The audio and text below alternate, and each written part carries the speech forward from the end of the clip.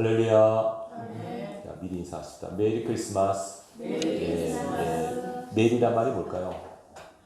메리, 기쁜, 즐거운이라는 뜻이죠.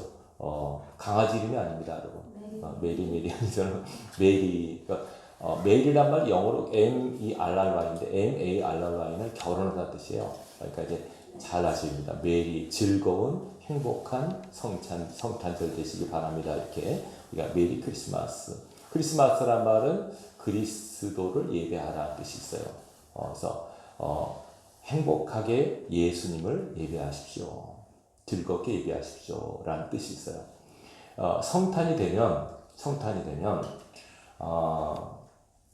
제일 우리 크리스찬 마음속에 제일 먼저 떠오르는 감정, 어떤 감정이 제일 먼저 떠올라야만 하나님이 좋아하실까요? 예를 들게요.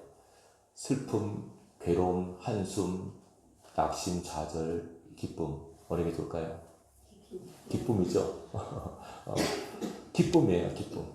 성탄절은 가장 기쁜 날입니다. 그리고 가장 기뻐해야 됩니다. 그러니까 내 처지와 형편에 상관없이 성탄절은 절대 기쁨을 여러분들이 누리셔야 돼요. 내 마음에 기쁨이 없어도 내가 지금 형편이 힘들고 어려워도 이 날은 진짜 이 날을 기뻐하셔야 돼요. 오늘 본문에 보면 기쁘단 말이 몇 번 나와요. 우선은 동방 박사가 예수님의 별을 보고 왔잖아요. 그죠? 왕의 별이 움직이는 걸 봐요. 원래 박사란 말은 마고라는 뜻은 점성가들이라는 뜻이에요. 점성순자인데 하늘의 별을 보고 운세를 보는 사람들이에요. 근데 이게 성경에 하나님께서 창세기 보면 1월 성신을 통해서 징조를 보시겠다고 말씀하셨어요. 그래서 지금도 점성술사들이 있어요. 이건 하나님께서 원하는 건 아니지만 그러나 하나님은 하늘의 별을 통해서 당신 뜻을 계시하는 거죠. 옛날에 여러분 영화를 보면 하늘에 별이 떨어지면 왕이 죽었다 이런 뜻이 있잖아요. 그죠? 하늘에 왕의 별이 나타나는 것을 박사들이 봤어요. 저건 왕의 별이다. 그래서 별을 따라온 거죠. 그 별을 보고 동방 박사들이 너무너무 기뻐했어요. 아까 읽어보면 별을 보고 기뻐하고 또 기뻐하더라. 그렇게 기쁨이란 말이 나오고 그 다음에 천사들이 한 말, 천군천사. 하늘에는 영광이요 땅에서는 하나님이 기뻐하시는 이 사람들이 평화로다. 찬양이죠. 그리고 천사가 하는 말이 있었어요. 천사가 뭐라고 얘기합니까? 내가 온 백성에 미칠 큰 기쁨의 좋은 소식을 너에게 전하노라. 뭐라고요? 큰 기쁨의 좋은 소식. 그냥 좋은 소식이 아니에요. 큰 기쁨이에요. 기쁨도 보통 기쁨이 아니라 큰 기쁨. 큰 기쁨의 좋은 소식을 너에게 전하러 왔다. 이렇게 말하죠. 성탄절은 그래 기쁜 날이에요. 그러면 이제 왜 기뻐요? 라고 물을 때 그 기쁨의 이유가 있을 거 아닙니까? 성탄은 하나님께서 독생자이신 예수님을 이 땅에 제물로 보내신 날이에요. 물론 하나님은 아들을 결국은 죽이려고 보냈었어요. 예수님의 마지막은 죽음 아닙니까? 물론 부활이 끝이지만 일단 죽기 위해서 오신 거예요. 우리를 살리기 위해서 당신을 제물로 삼기 위해서 오셨어요. 그때 어찌 보면 하나님 입장에서는 슬픈 날이에요. 만약 여러분이 여러분의 하나밖에 없는 자식을 어떤 사람은 살리기 위해서 죽인다고 생각해 보세요. 여러분 마음이 어떻겠습니까? 즐겁습니까? 랄랄랄 하겠습니까? 그렇지 않죠. 그냥 저는 그래요. 인간적으로 생각했을 때 하나님이 아들을 땅에 제물로 보내신 날 아닙니까? 이 때문에 어찌 보면 하나님의 마음은 그렇게 좋지 않을 수 있다고 생각이 돼요. 그러나 우리가 하나님 마음까지 헤아려서 하나님 고독한 날 슬픈 날 이러지 마시고 성경은 그거 생각하지 말고 너희를 살리기 위해서 우리를 살리기 위해서 하나님이 아들을 주셨다는 것을 생각하라. 성경 전체 요절이 요한복음 3장 16절 아닙니까? 하나님이 세상을 이처럼 사랑하사 독생자를 주셨으니 아들을 주신 날. 우리 입장에서는 아들을 받은 날이에요. 그래서 우리가 원하지도 기대하지도 않았던 하나님 아들을 통째로 받은 날. 여러분 누가 나한테 무엇을 주었을 때 대가 없이 주었을 때 그걸 뭐라고 얘기합니까? 선물이라고 그러죠.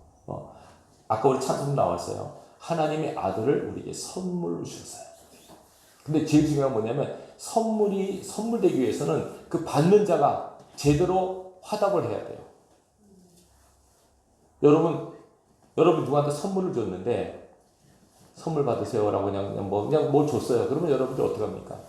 고맙습니다. 감사합니다. 그거 아닙니까? 근데 받았는데 얼굴도 뾰루통하고 그러면 준 사람 마음이 어떻겠습니까?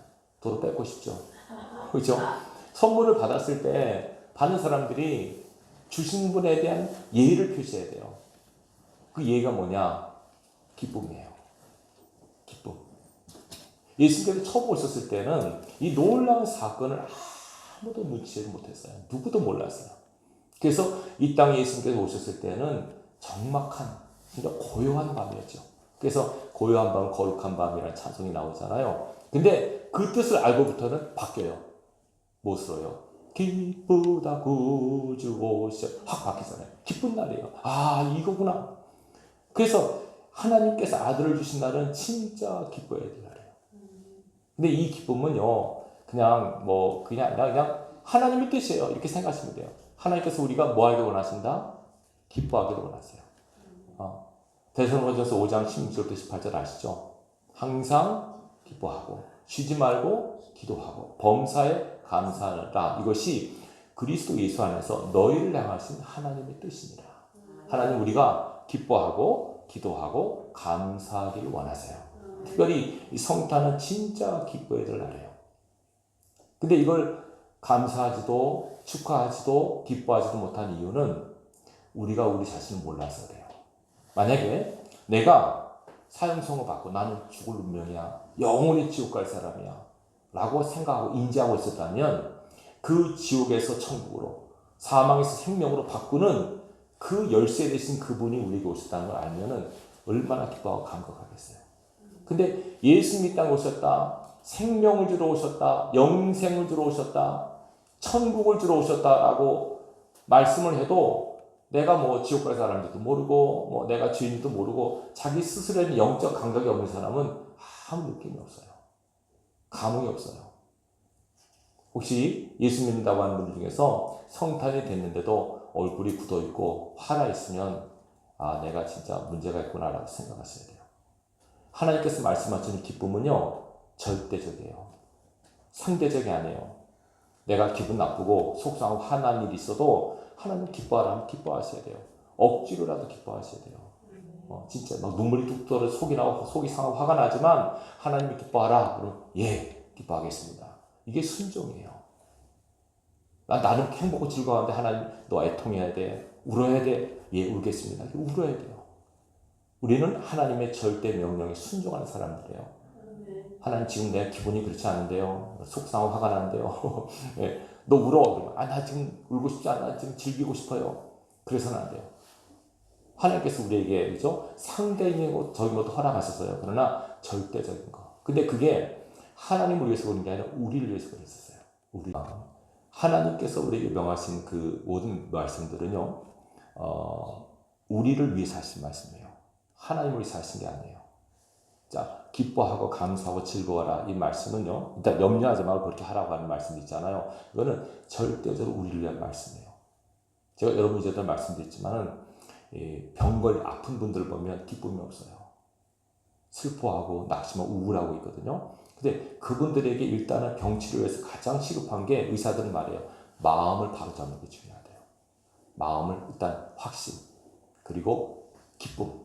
이것만 있으면 웬만하면 치료된대요. 정말 그래요. 성경에 약속 있잖아요. 마음을 고치면 병이 치거든요. 그러니까 우리가 하나님께서 우리에게 담대하라, 염려하지 말라, 또 기뻐하라. 이거는 우리를 위해서 하신 말씀이에요. 어느 분이 그러더라고요. 이 말씀만 그대로 지켜도 평생 건강할 수 있다고. 여러분 스트레스가 뭔지 아시죠? 지금 의사들은 그래요. 오늘날 만병의 근원이 스트레스라고 얘기하더라고요.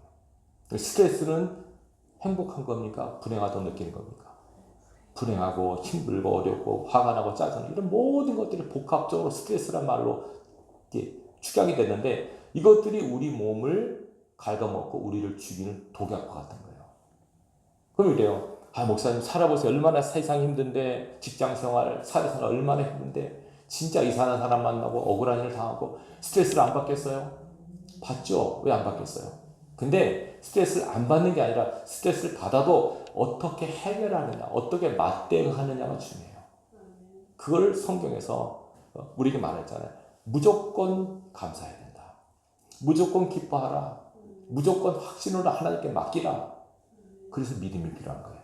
이게 절대적인 성경 말씀을 순종하는 믿음이 없으면 안 되거든요. 이게 절대적으로 하나님 앞에 믿음으로 여러분 세상과 맞서셔야 돼요. 믿음 없으면 안 돼요. 자기 기분, 자기 감정으로 이렇게 맞서면 반드시 집니다.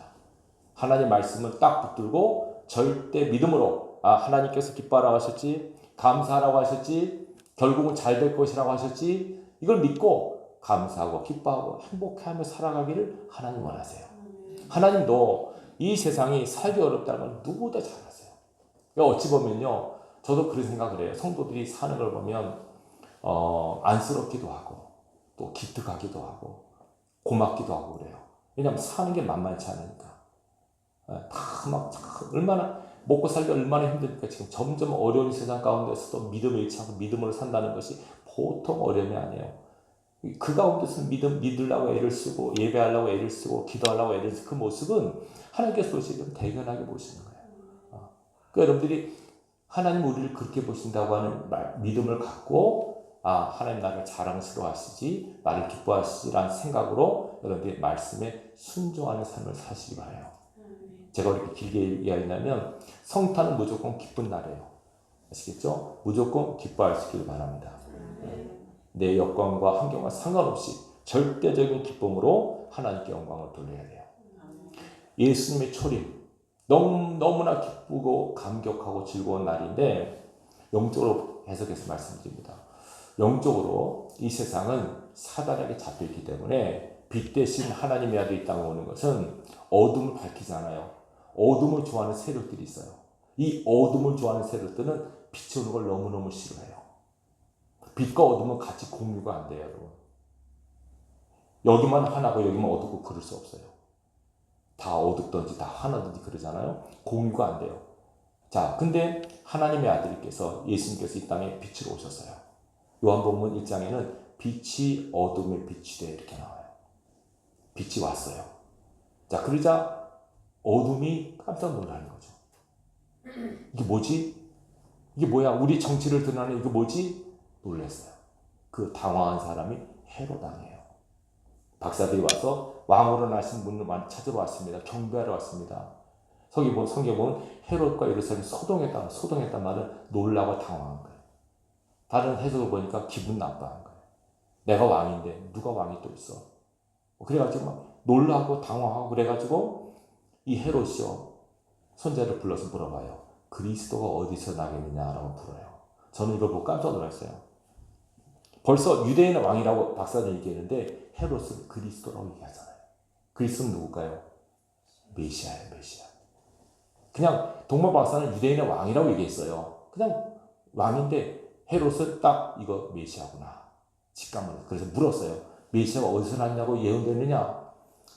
손자들 이거 미가서 5장 2절에 유대 땅 베들레헴아 너는 가장 작지 않냐. 여기서 다스린 자가 나와서 이스라엘의 목자가 되리라 예언되어 있습니다. 그래? 그러면서 박사들에게 찾아가서 아들을 발견하면 나한테 알려다오. 나도 경배할 거 아니냐? 이렇게 얘기하죠. 그럴듯하잖아요. 그러니까 박사들이 먹을 받고 별을 따라 가죠. 가서 보니까 진짜 마구간 그 위에 포대기로 쌓인 예수를 만나잖아요. 자, 그 예수를 본 동방박사들의 마음이 어땠을까요? 기쁘고 감격했겠죠. 이분이 왕이시구나. 그래가지고 자기들이 갖고 온 예물을 예수께 드리죠. 황금과 유향과 모략. 이것도 의미가 있어요. 황금은 가장 귀한 분. 유향은 하나님이신 분. 향기롭고 아름다우신 분. 모략이라고 하는 기능이 약재입니다. 그게 썩지 않는 썩음을 방지하는. 그래서 시신에다 모략을 바른대요. 영원하신 하나님. 영원하신 하나님. 예수님이 고난과 죽음을 상징하기도 하죠. 가장 귀하시고 가장 아름다우시고 가장 고귀하신 영원하신 그 하나님을 경배하는 동방박사의 모습을 잘 보시기 바라요. 귀한 물건이 이것들은 멀리서 예수님께 드리려고 갖고 왔습니다. 그래서 이 경배를 동방 박사가 합니다. 자, 이게 성탄의 하나님 원하신 모습이에요. 너희 가장 소중한 것을 가지고 예수님께 경배하라. 이게 성탄입니다. 그러니까 우리가 지금 예배하죠?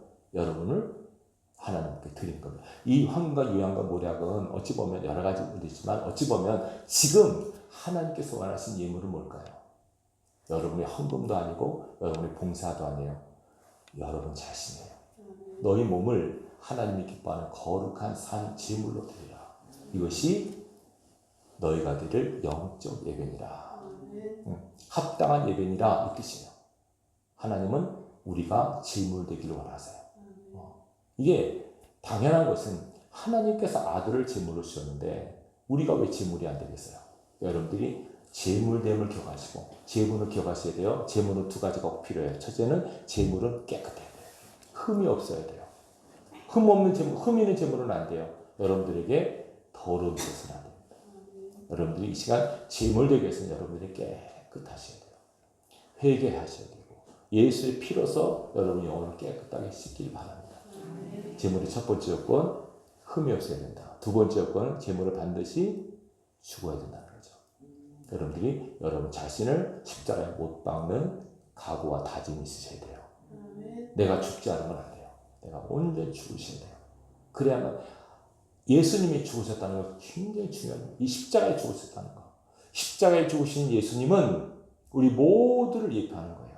내가 십자가에서 나 자신을 내가 못 박혔듯이 너희도 십자가에 너희 자신을 못 박아야 된다.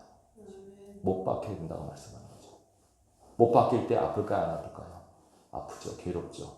자신을 죽이는 일은 가장 힘든 일이에요. 그러나 왜 그렇게 하셔야 되느냐? 죄송하지만 사람은요. 살아있는 상태에서 하나님을 볼 수가 없어요. 반드시 죽어야 돼요. 반드시.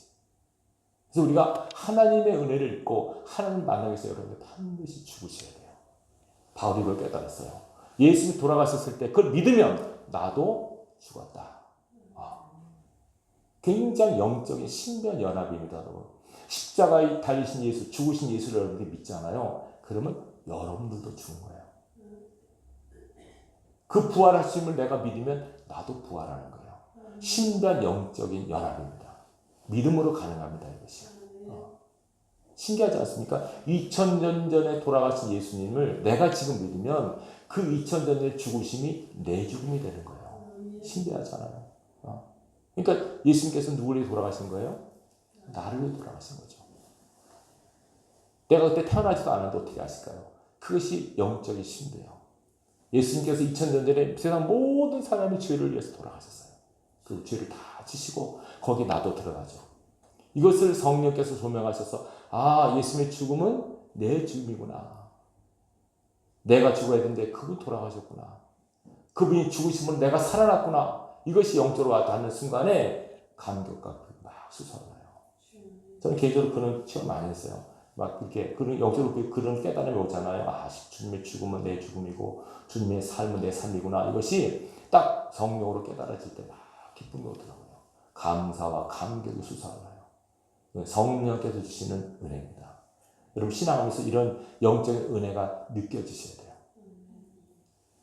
세상 이치적으로 따지면 주님의 죽으시면 나와 무슨 상관이 있어? 난 주님 얼굴도 모르는데 2000년의 죽음과 내와 무슨 상관이야? 그렇지만 영적으로 보면 예수님의 죽음은 내 죽음이에요. 그분이 돌아가실 아무 이유가 없어요. 왜 죽으셨어요? 왜 죄 없는 분이 죄 있는 것처럼 돌아가셨어요? 내 죄 때문에 돌아가신 거죠. 나를 살리기 위해서. 그래서 이 죽으심이 그냥 죽으심이 아니라 이 세상에서 예수 믿는 그 순간, 영접하는 그 순간 나도 죽었다고 믿어질 때 이제 내 안에서 예수님이 살아계세요. 신비한 연합이래요. 여러분 안에 예수님 계신다고 하는 걸 믿어지십니까? 내 안에 예수님께서 살아계셔서 나와 함께 살고 계세요. 갈라디아서 2장 2절 내가 그리스도와 함께 십자가에 못 박혔나니 그러지 이제는 내가 산 것이 아니고 내 안에 그리스도께서 살아계시다고. 이 바울의 고백은 우리 모두의 고백이 되어야 됩니다. 이 신앙의 핵심입니다. 신앙이 뭐라고요? 내가 아니라 내 안에 예수님이 살아계신다. 그러니까 여러분들이 예수를 모시고 살지만 실은 여러분 다 예수 그리스도화 되는 겁니다. 여러분들이 말하고 생각하고 행동하는 모든 것들이 그리스도처럼 되어야 돼요. 그래야만 하나님께서 기뻐하십니다. 그 거룩한 이 성화를 이루기 위해서 하나님께서 아들을 보내신 겁니다. 우리를 살리려고. 그 성탄은 너무 기쁘고 감사하고 감격한 날입니다. 이 성탄의 기쁨.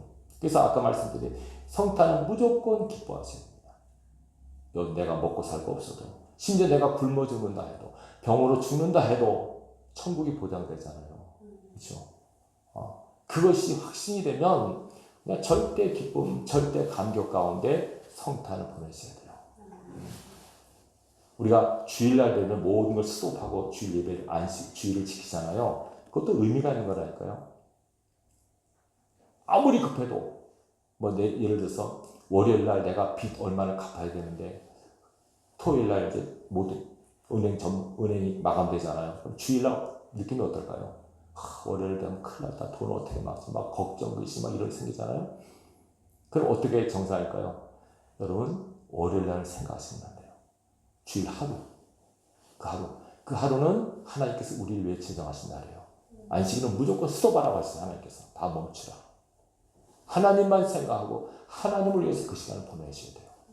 월요일날 내가 빚쟁이가 찾아와서 내가 부도가 난다 할지라도 주일날은 모든 걸 스톱하는 그날, 그 훈련을 시키는 거예요, 여러분. 정말이에요. 그날 안식한 날 아닙니까? 이 안식의 훈련을 시키시는 거예요, 일주일 동안에. 그 훈련이 잘 되면은 여러분 언젠가 영원한 안식에 들어가도 미련이 없어요. 정말이에요. 일주일에 하루 안식하는 훈련을 잘 하신 분들은 언제 하나님께서 우리를 영원한 안식의 초소를 부를지 모르지만 아무 때나 불러도 준비된 삶을 살아갈 수 있어요. 여러분들 이 안식의 훈련을 잘 할 수 있기를 바랍니다. 이 성탄의 기쁨이 우리 가운데 충만하셔야 돼요.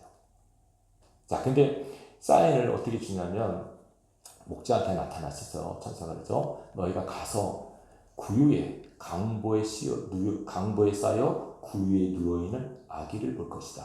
그것이 너에게 표적이다. 그게 중요한 의미입니다. 이전에 보면 뭐라고 하냐면 사관에 여관에 있을 것이 없어서 마구간 구유에 아기를 누울 수밖에 없었다고 얘기하잖아요. 그것도 하나님의 뜻이 있어요.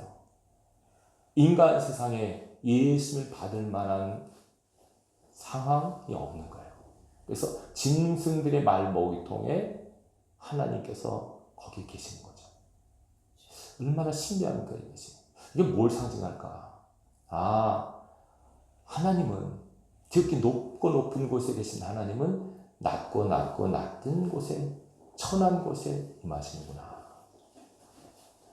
성경에 말씀하죠. 내가 높고 지극히 거룩한 곳에 거하며 낮은 곳에 통회하는 마음, 겸손한 마음과 함께 거하나니 통회하는 자의 영을 소송케 하고 겸손한 자의 영을 소송케 하기 위함이라.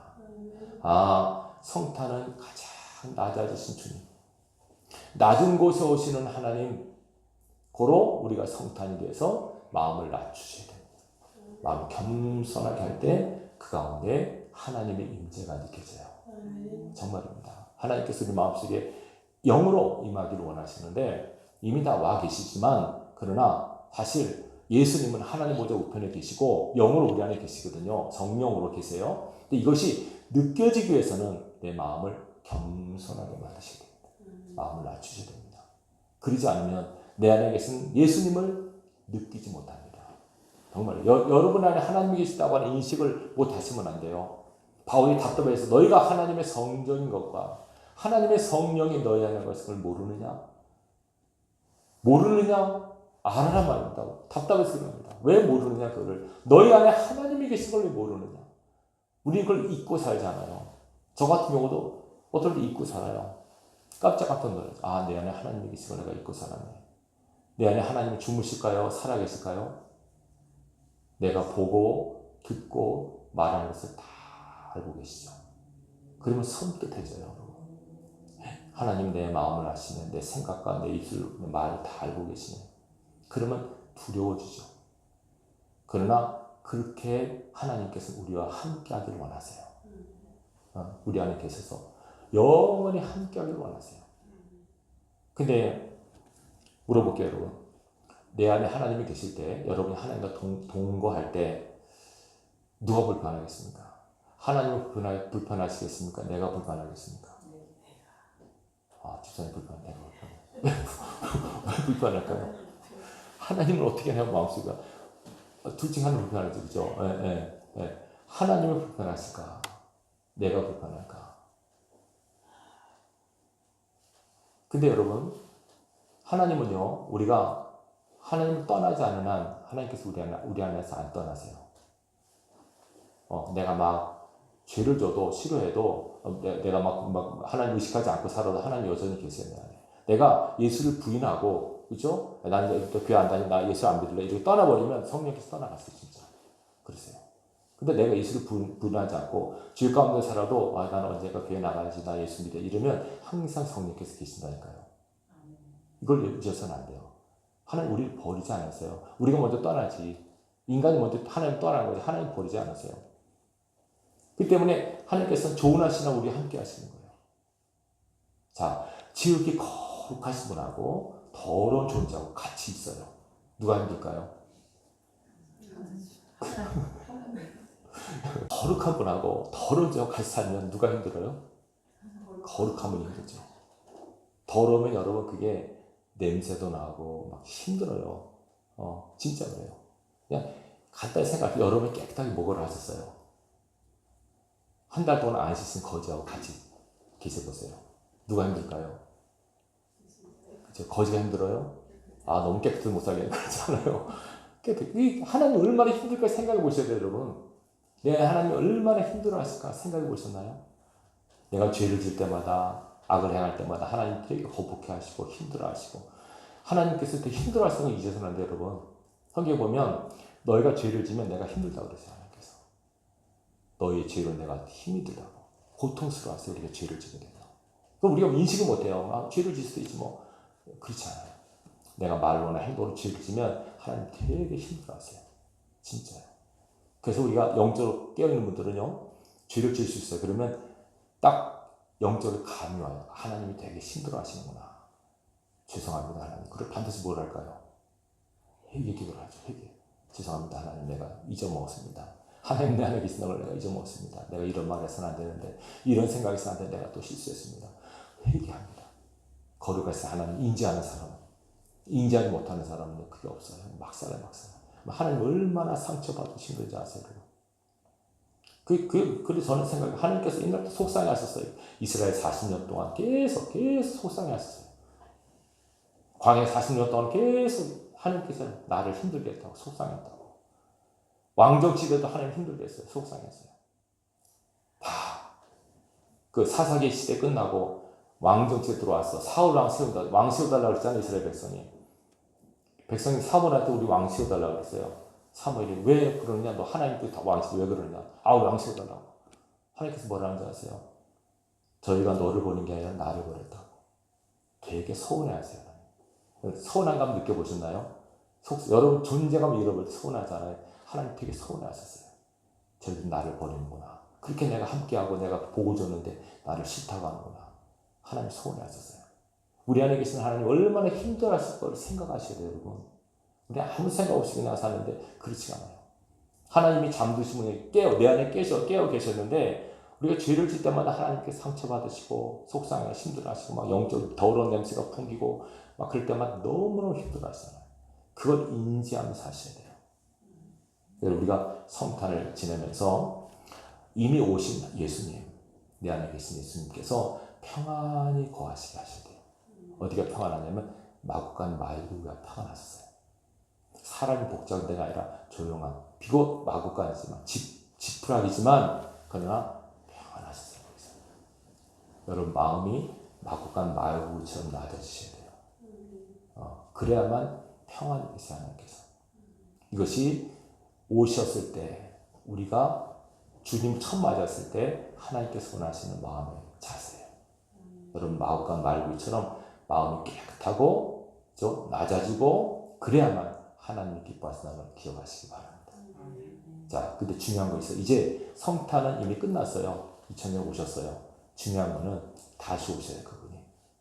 처음에는 구세주로 오셨지만 다시 오실 그분은 심판주로 오신다 그랬어요.